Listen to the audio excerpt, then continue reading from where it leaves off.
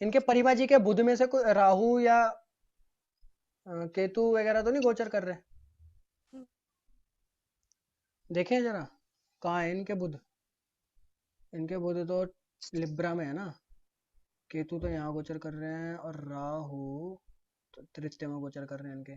समझ में आ गई मैम समस्या क्या है आपके साथ? परिमा जी मेरी आवाज आ रही है आपको? जी सर।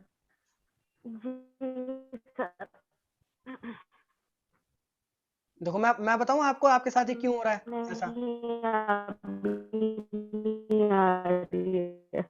आपकी आवाज हमें मैम बिल्कुल समझ ही नहीं आ रही, पर हाँ। देखो अब आपको एक इंटरेस्टिंग चीज बताता हूँ कि इस समय पर, मतलब अभी जो गोचर चल रहा है ना, गोचर होता क्या है? गोचर होता है कि एट प्रेजेंट जो ग्रह चल रहे हैं, गोचर उसी को बोलते हैं, ट्रांजिट बोलते हैं इंग्लिश में। तो ट्रांजिट जो प्लैनेट्स का अभी इस समय एट प्रेजेंट जो चल रहा है ना, उसके बेस पर उसी ट्रांजिट को हम अपनी कुंडली पर लगाते हैं और देखते हैं कि अभी का हमारा कैसा चल रहा है हिसाब किताब। जैसे इस समय पर राहु गोचर कर रहे हैं टॉरस में, वृषभ राशि में, ठीक है। और वृषभ राशि, अगर हमें देखना है कि वो जो अभी जो राहु गोचर कर रहे हैं वो हमारे ऊपर, हम लोगों के ऊपर कैसा इफेक्ट डाल रहे हैं, तो हमें देखना पड़ेगा कि हमारी वृषभ राशि कहां पर है कुंडली में, ठीक है। तो अब यही एक एग्जांपल गोचर का मैं इनका परिमा जी के हॉरोस्कोप पे लगा के दिखाता हूं आपको कि इनकी ना मीन लग्न की कुंडली है। तो इनकी जो 2 नंबर की यानी वृषभ जो राशि पड़ रही है वो थर्ड हाउस में पड़ रही है। दिख रहा है आप लोगों को? 2 नंबर लिखा है ना। और इस समय गोचर में राहु गोचर कर रहे हैं कहां पर? ट्रांजिट कर रहे हैं वृषभ राशि में। तो यानी कि इस समय पर राहु इनके थर्ड हाउस में गोचर कर रहे हैं। और थर्ड हाउस किसका है? कम्युनिकेशन, जितनी भी चीजें हैं ये पूरा थर्ड हाउस ही है। ये जो अभी हम कर रहे हैं पूरा थर्ड हाउस की वजह से कर रहे हैं, उसी के अंदर कर रहे हैं एक तरीके से, समझ लो आप। और इस समय पर राहु इनके गोचर कर रहे हैं थर्ड हाउस में, इस वजह से इनको प्रॉब्लम आ रही है कम्युनिकेशन में। मतलब जो नेटवर्क इश्यूज आ रहे हैं, जो ये ठीक से नहीं कर पा रही हैं, इसका कारण है कि राहु दिक्कत डाल रहे हैं वहां पर इनके। ऐसे हमने गोचर देखना होता है।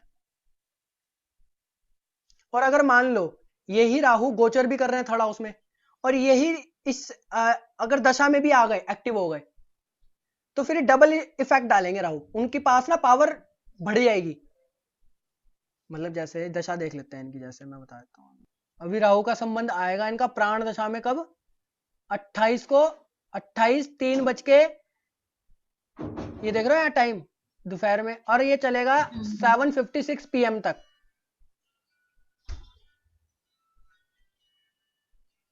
परिमा जी प्रिडिक्शन नोट करो, प्रिडिक्शन नोट करो।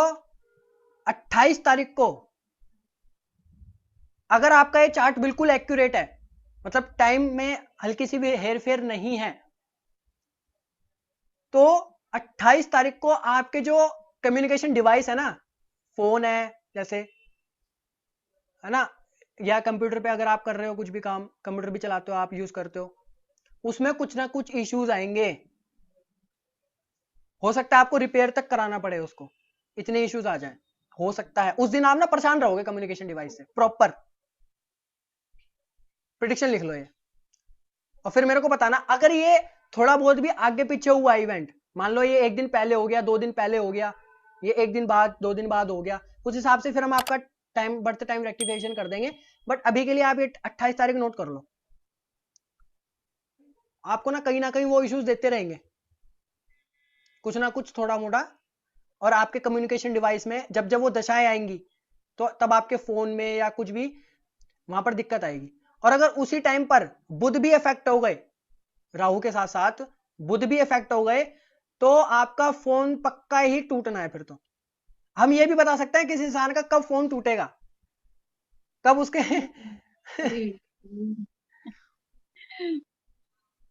मतलब आप कुछ भी प्रिडिक्ट कर सकते हो इंसान के बारे में, कुछ भी।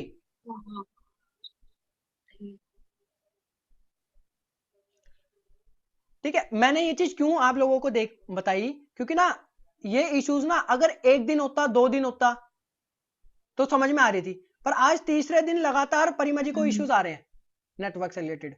इसलिए मैंने सीधा उनका थर्ड हाउस देखा, मैंने कहा थर्ड हाउस में क्या इस समय चल रहे हैं, मुझे पता था कुछ ना कुछ तो पक्का चल रहा है।